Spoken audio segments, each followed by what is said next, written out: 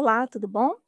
Vocês sempre me fazem aquela pergunta típica: professora, preciso saber espanhol para fazer uma boa prova do Enem? E hoje a gente vai tirar essa dúvida. Vamos com a gente aprender um pouquinho mais sobre a língua espanhola?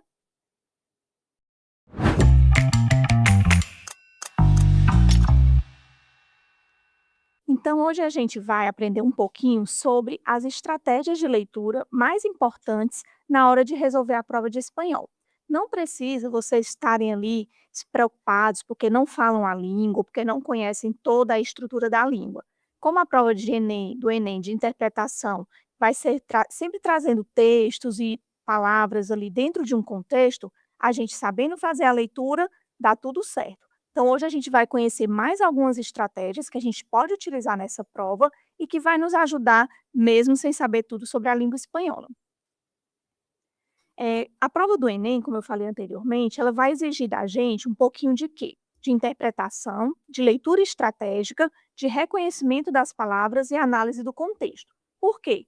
Esses quatro elementos, eles vão nos ajudar a compreender o sentido do texto sem precisar traduzir todas as palavras. Como é que a gente vai fazer isso? Usando estratégias adequadas para tentar resolver aquela questão o mais rápido possível. Lembrem sempre que nós temos 5 questões de língua estrangeira, no nosso caso, 5 questões de língua espanhola, e cada questão vai trazer um texto relacionado a ela. E esse texto ele pode variar, como a gente já vem trabalhando sobre isso, ele pode ter vários formatos diferentes. Pode ser uma poesia, pode ser uma propaganda, a letra de uma música, um poema, pode ser um trecho de uma história, um trecho de um livro, pode ser um post do Instagram, uma propaganda. Então, dependendo do que a questão queira, né, do que aquele enunciador está pretendendo, a gente pode ter formas diferentes de apresentação desse texto. Então, o mais importante é o quê? A gente entender que o sentido da frase, ele é mais importante do que a gente sair traduzindo palavra por palavra.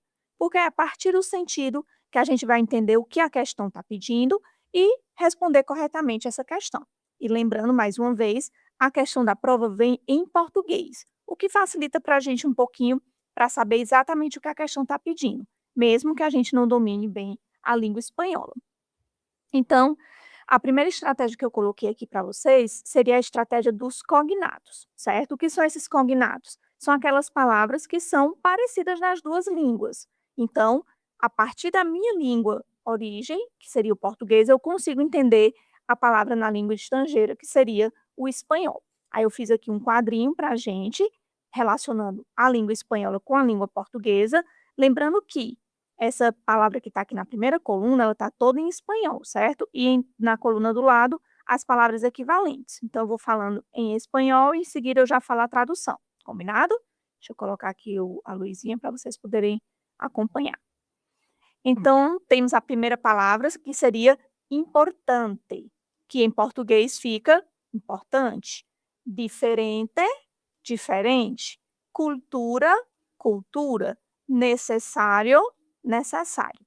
Então, percebam que o que mudou basicamente nessas palavras aqui foi a forma como eu pronunciei e, em alguns casos, como na última palavra, alguma partezinha da grafia ou uma acentuação que mudou.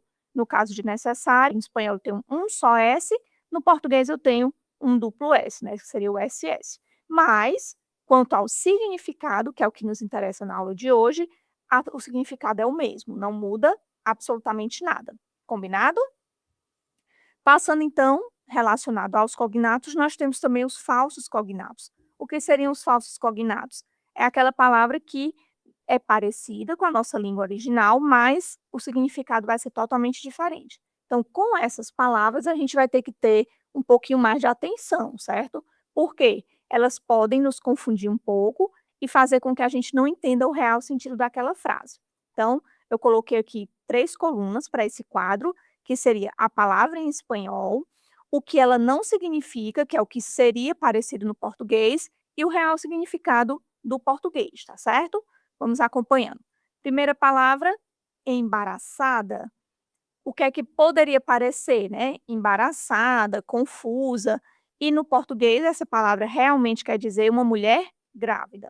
Então, se eu estou ali numa leitura e aparecer essa palavra embaraçada, quer dizer que a mulher está grávida. O segundo exemplo também é bem conhecido e bem comum, os meus alunos se divertem bastante com esse exemplo, porque é a palavra rato em espanhol, que é parecida com a nossa palavra rato do português, que seria o animal rato, mas na realidade o que significa essa palavra é momento. Então vamos supor, se eu digo em espanhol: "Espera um rato, por favor", o que é que eu estou pedindo? Para você esperar um momentinho, né, esperar um pouquinho, que eu já estou terminando, por exemplo. E também a palavra oficina, em espanhol, que poderia ser uma oficina mecânica, né, onde eu levo ali o meu carro para ajeitar. Mas, na realidade, essa palavra oficina em português significa escritório. Um ambiente, por exemplo, um escritório de advocacia. Então, se fosse em espanhol, eu diria oficina de abogados. E em português seria escritório de advogados. Combinado?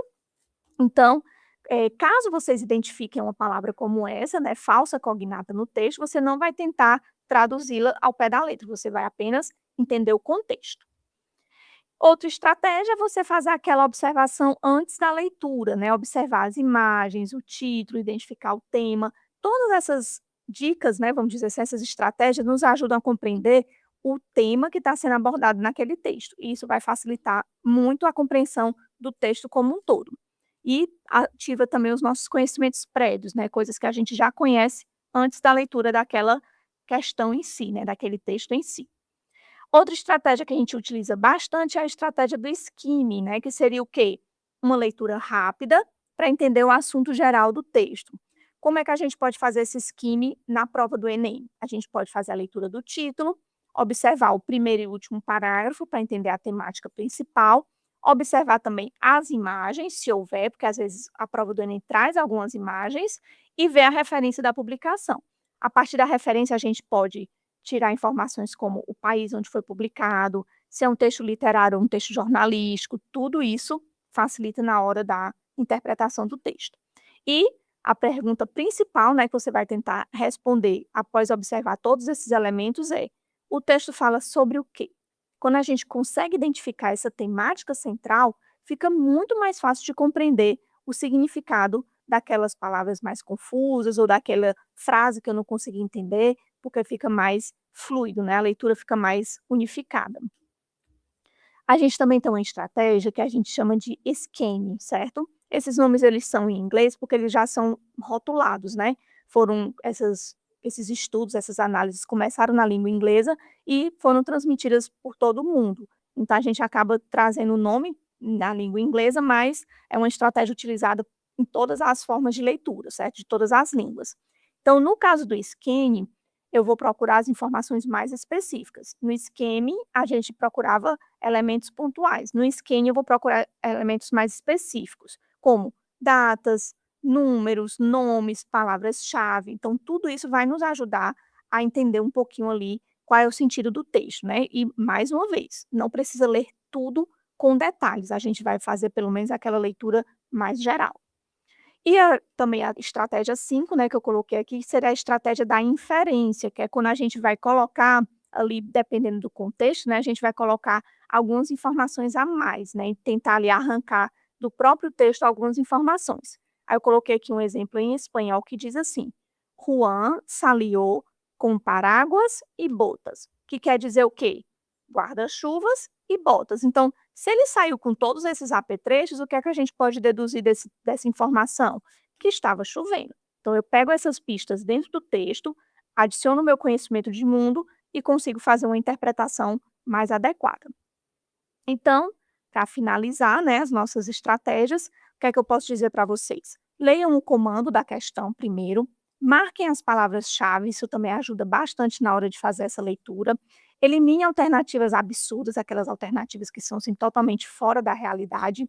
Não tente traduzir o texto todo, certo? Isso aí não vai dar certo, porque você vai acabar perdendo muito tempo nessa leitura.